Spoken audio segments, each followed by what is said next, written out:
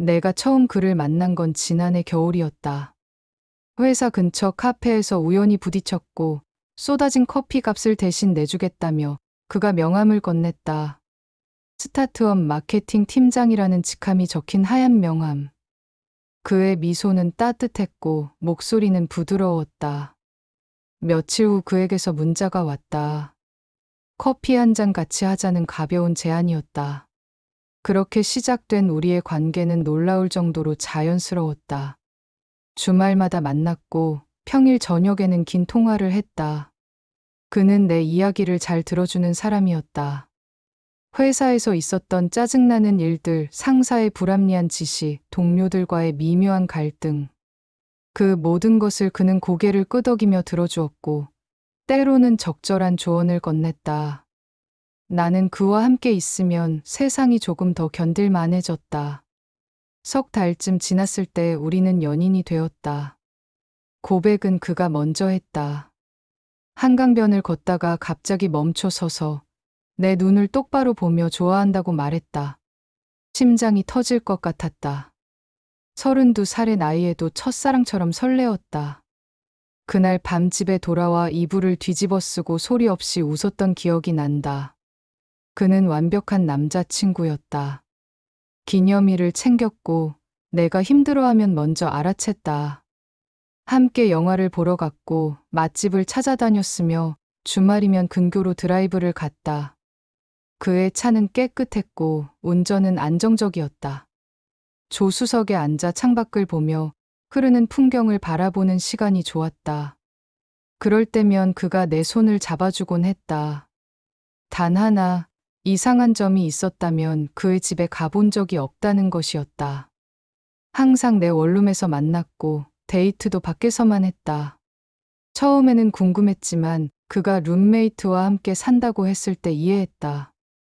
프라이버시를 중요하게 생각하는 사람이구나. 그렇게 생각했다. 지금 돌이켜보면 그 모든 게 거짓말이었다는 걸 알면서도 당시에 나는 의심하지 않았다. 사랑에 빠진 사람은 보고 싶은 것만 보게 되니까. 주말에는 거의 매번 만났지만 가끔 그가 갑자기 약속을 미루는 날이 있었다. 급한 회의가 생겼다거나 지방 출장이 잡혔다는 이유였다. 나는 이해했다. 일하는 사람이라면 누구나 그럴 수 있다고 생각했다. 오히려 일에 책임감 있는 모습이 멋있어 보이기까지 했다.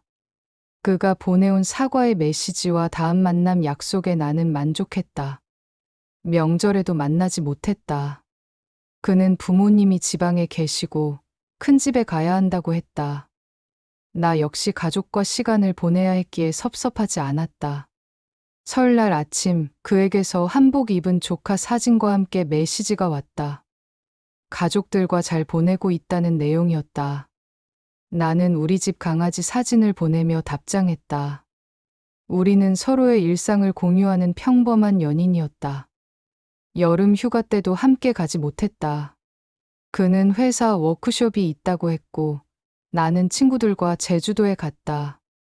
바다를 보며 그가 여기 함께 있었으면 좋겠다고 생각했다.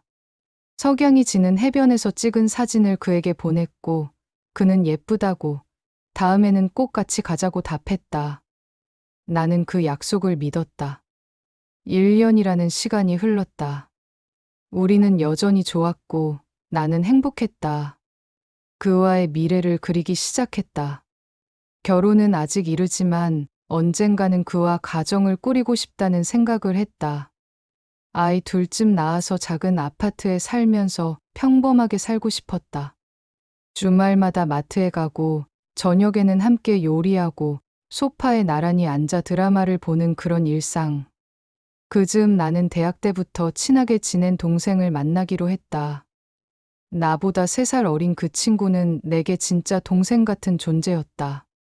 대학 동아리에서 만나 10년 넘게 친하게 지냈다.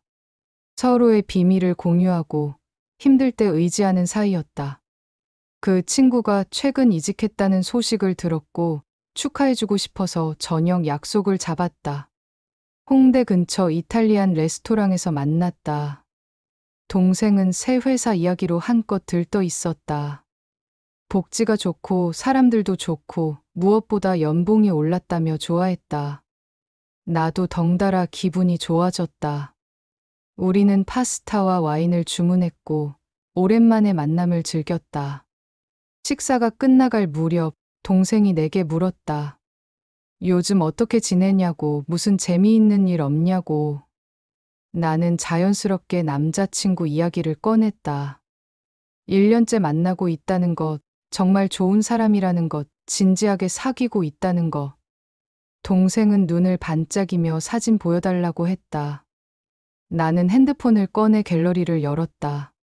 지난주 데이트 때 찍은 사진이었다.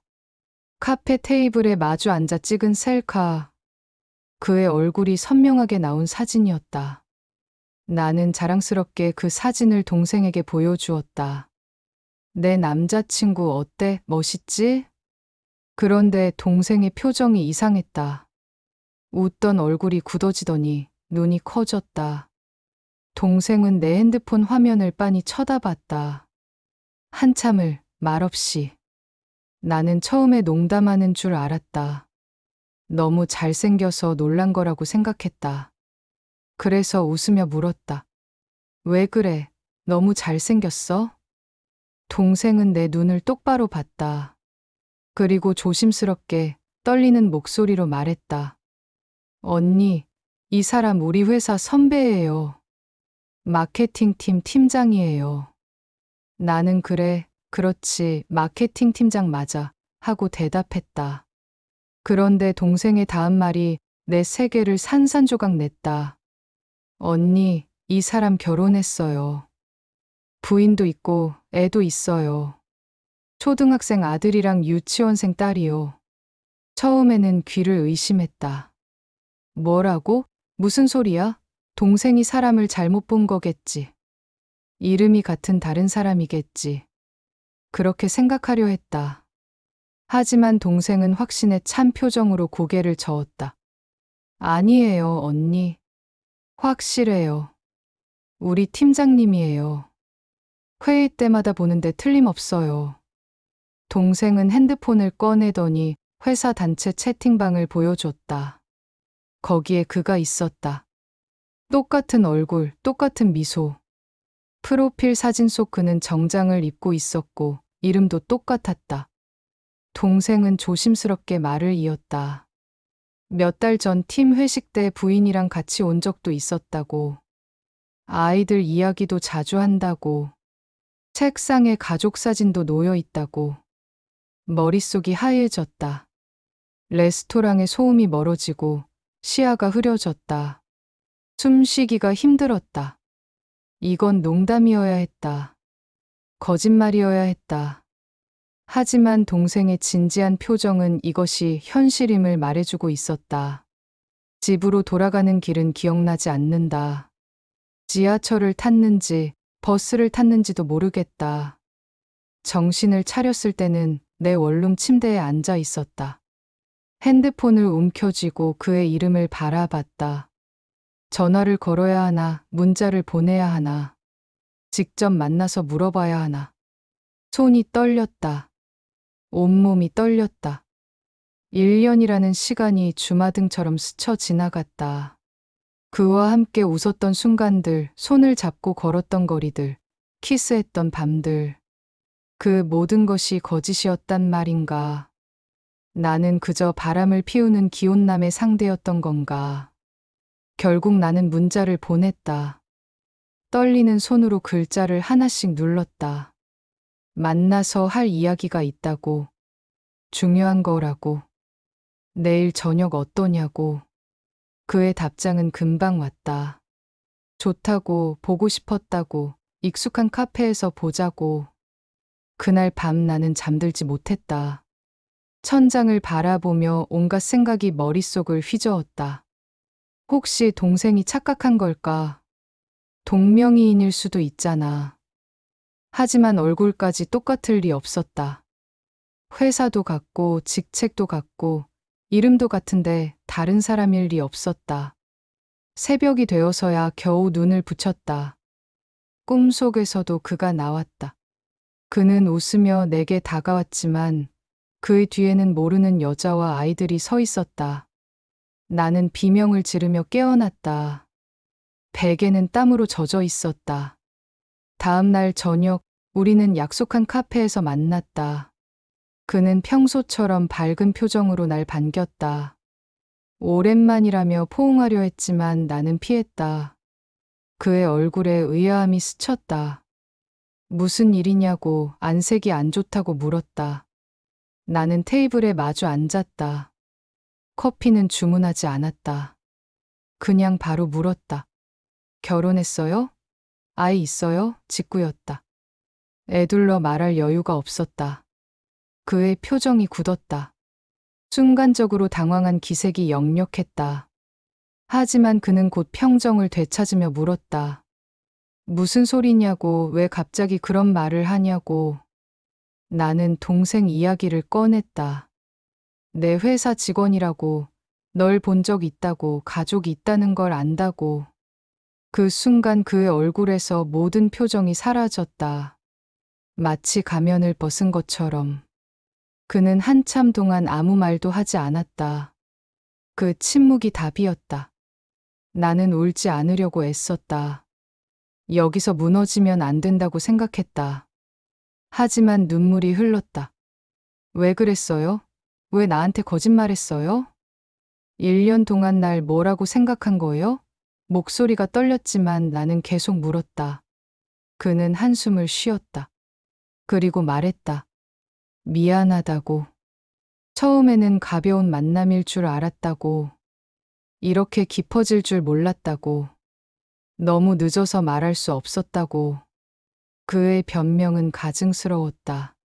처음부터 결혼한 사실을 숨겼으면서 무슨 가벼운 만남이냐고 소리치고 싶었다. 나는 물었다. 부인은 알아요? 그는 고개를 저었다.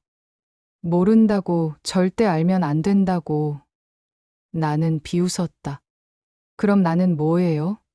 1년 동안 당신 곁에 있었던 나는 뭔데요? 그는 대답하지 못했다. 그저 미안하다는 말만 반복했다.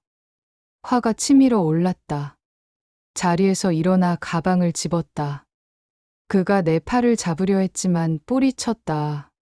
다시는 연락하지 마세요. 다시는 내 앞에 나타나지 마세요.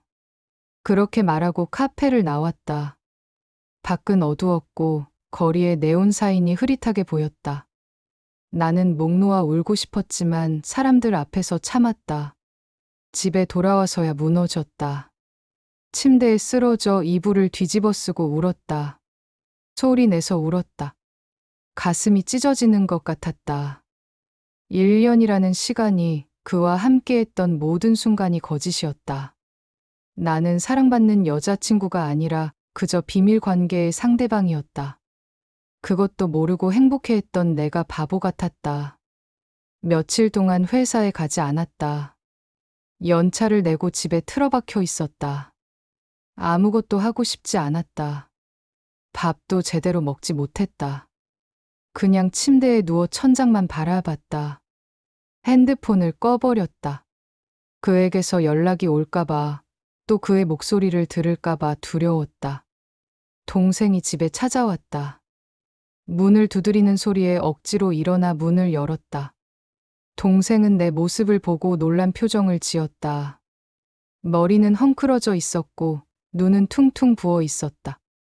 동생은 아무 말 없이 날 안아주었다. 그 품에서 나는 또 울었다. 동생은 내 방을 정리해주고 음식을 만들어 먹였다. 억지로라도 먹어야 한다며 숟가락을 입에 넣어주었다. 음식 맛은 느껴지지 않았지만 삼켰다. 동생은 내 곁에 앉아 등을 쓰다듬어 주었다.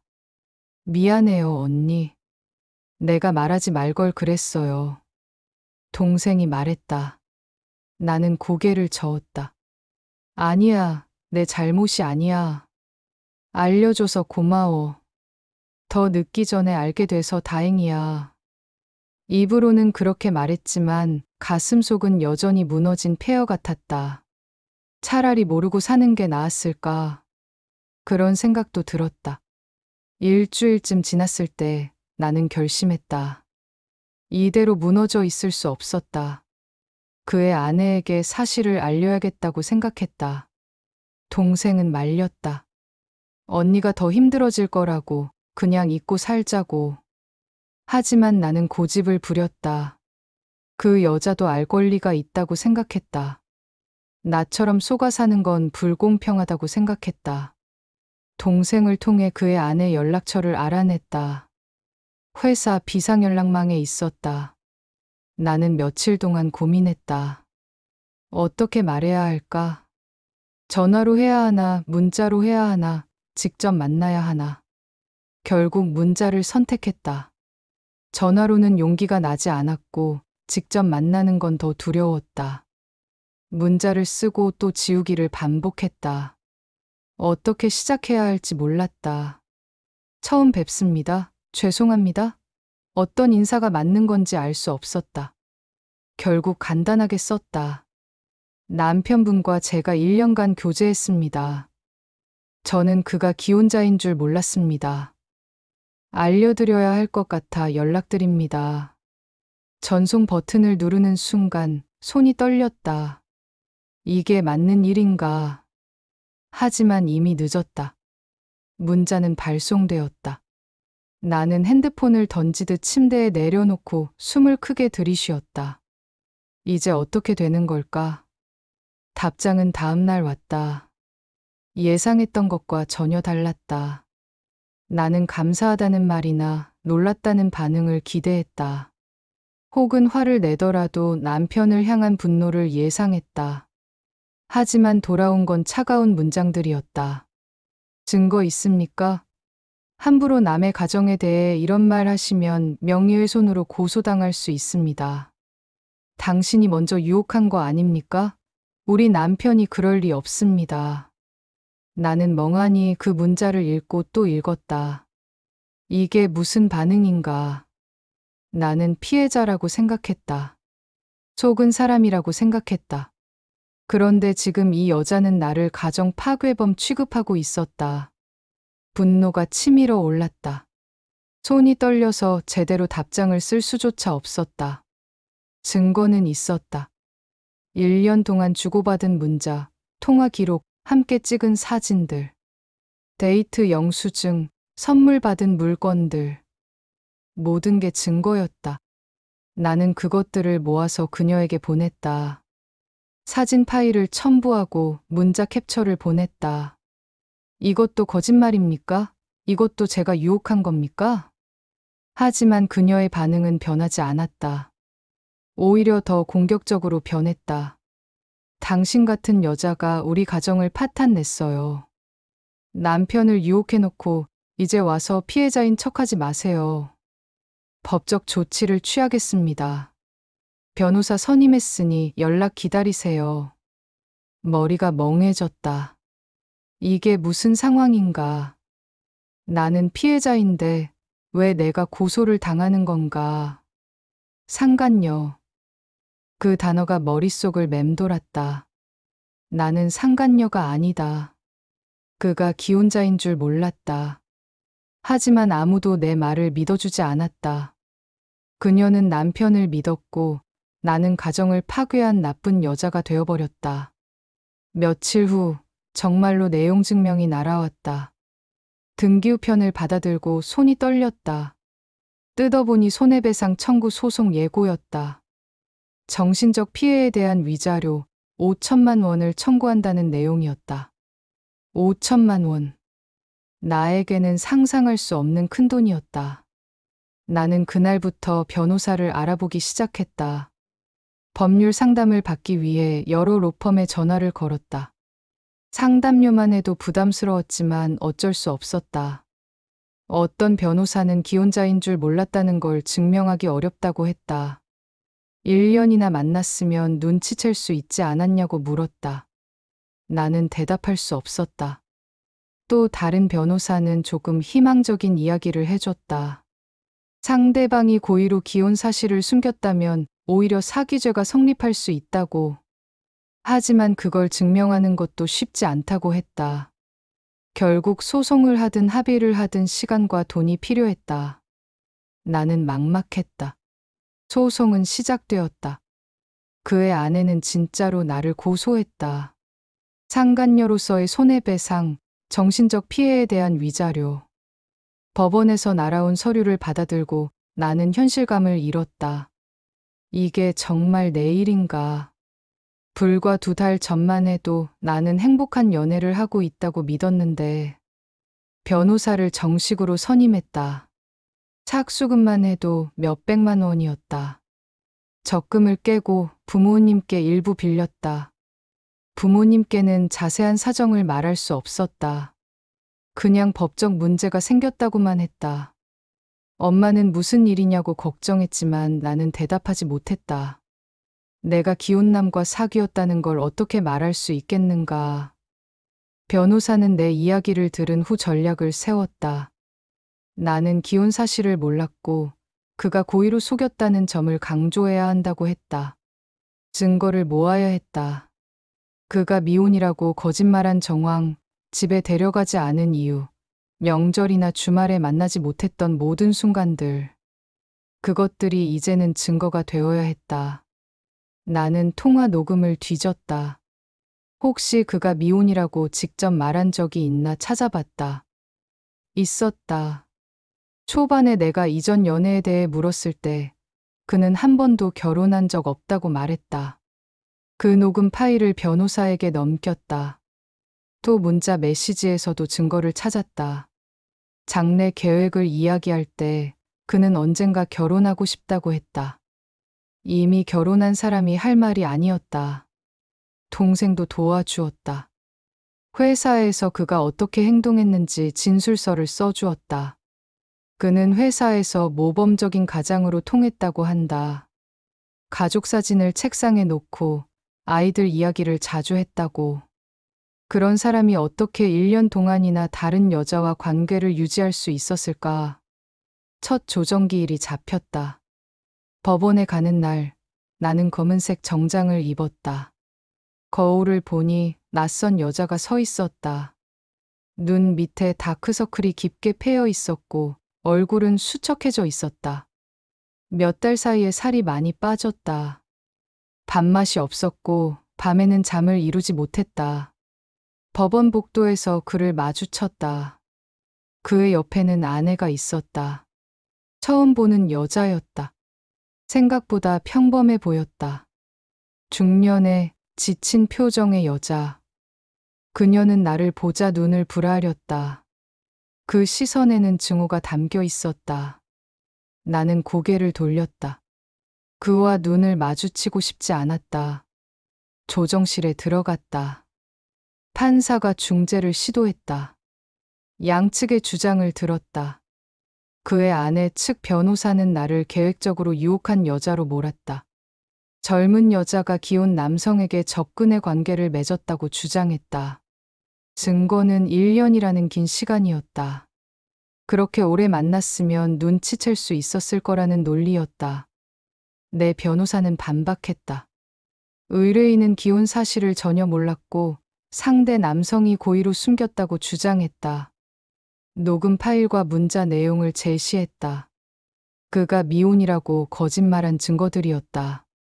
하지만 상대 변호사는 그것만으로는 부족하다고 맞받았다. 조정은 결렬되었다. 합의점을 찾지 못했다. 그의 아내는 5천만 원을 요구했고 우리는 책임이 없다고 주장했다. 판사는 한숨을 쉬며 본격적인 재판으로 가야 할 것 같다고 말했다. 나는 조정실을 나오며 무너질 것 같았다. 재판은 길어졌다. 몇 달이 지났다. 준비 서면을 제출하고 증거를 보강하고 증인을 신청했다. 동생이 증인으로 나섰다.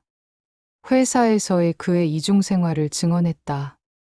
그는 회사에서는 완벽한 가장이었지만 밖에서는 미혼남처럼 행동했다고. 그도 증인석에 섰다. 판사 앞에서 그는 모든 것을 인정했다. 기혼 사실을 숨겼다고, 거짓말했다고. 하지만 변명도 늘어놓았다. 처음에는 가볍게 시작했는데 깊어졌다고, 헤어나올 수 없었다고. 그의 말을 듣는 내내 속이 뒤틀렸다.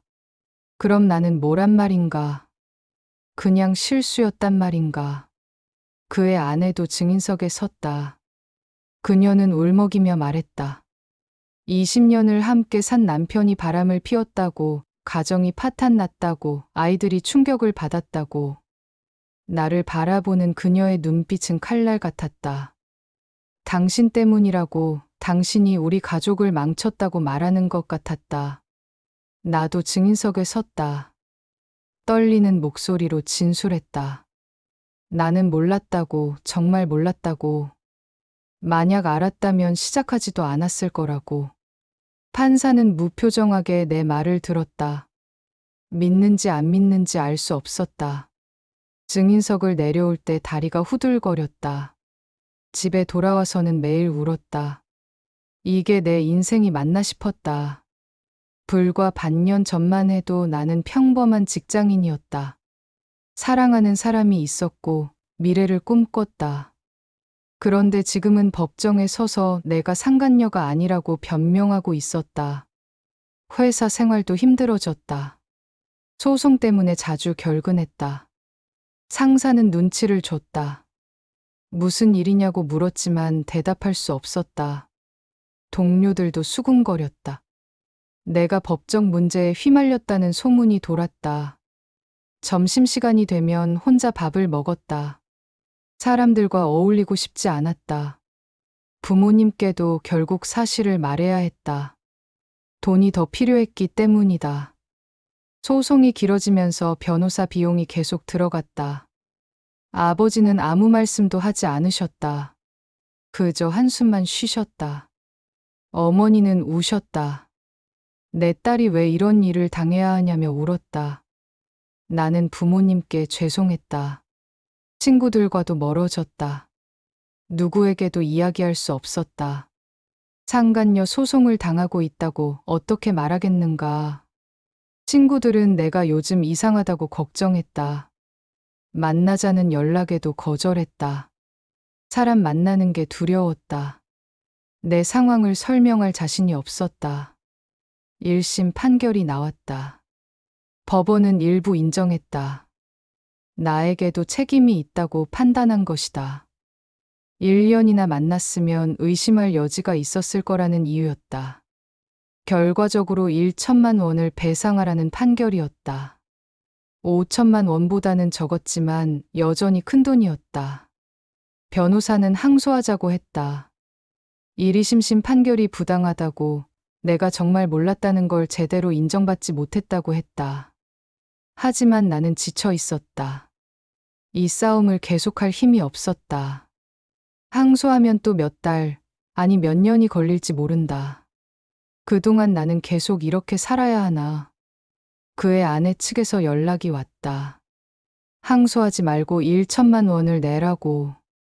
그러면 끝내주겠다고. 나는 고민했다. 1천만 원은 내게 천문학적인 돈이었다. 몇 년치 저축을 다 털어야 하는 금액이었다. 하지만 이 지옥에서 벗어날 수 있다면 부모님과 상의했다. 아버지는 항소하라고 하셨다. 억울한 걸 왜 참느냐고, 끝까지 싸워야 한다고 하셨다. 하지만 어머니는 달랐다. 그냥 끝내라고, 딸이 더 이상 힘들어하는 걸 보고 싶지 않다고 하셨다. 나는 결정을 내릴 수 없었다. 밤마다 생각했다. 내가 정말 잘못한 걸까? 사랑했던 게 죄인가? 속은 것도 모자라 돈까지 물어내야 하나? 분노와 억울함과 자괴감이 뒤섞였다. 거울을 볼 때마다 낯선 사람이 보였다. 눈빛은 죽어 있었고 입가에는 웃음이 없었다. 결국 나는 항소를 포기했다. 더 이상 싸울 힘이 없었다. 1천만 원을 마련하기 위해 대출을 받았다. 은행에 가서 서류를 작성하며 눈물이 났다. 이게 사랑의 대가인가? 이게 내가 치러야 할 값인가? 돈을 송금한 날, 나는 하루 종일 멍하니 앉아 있었다. 끝났다. 정말 끝났다. 하지만 해방감은 느껴지지 않았다. 그저 공허함만 남았다. 통장 잔고는 거의 바닥이었고 빚은 생겼고 마음은 황폐해졌다. 그 후 몇 달은 로봇처럼 살았다. 출근하고 일하고 퇴근하고 집에 가는 일상이 반복됐다. 감정이 사라진 듯했지만 시간이 조금씩 나를 끌어올렸다. 어느 날 처음 그를 만났던 카페 앞을 지나쳤다. 예전엔 그 앞에서 숨이 막혔는데 이상하게 아무렇지 않았다. 그제야 알았다. 상처가 다 낫지는 않았지만 피는 멎었다는 걸. 이제는 그를 미워하지 않아도 괜찮았다. 다만 다시는 누군가의 거짓말에 내 삶을 맡기지 않겠다는 다짐만 남았다. 그렇게 나는 조금씩 내 삶으로 돌아가고 있었다. 지금까지 제 얘기 들어주셔서 감사합니다. 구독과 좋아요는 제게 큰 힘이 됩니다. 한 번씩 부탁드리며 오늘 이야기 마무리하겠습니다. 감사합니다.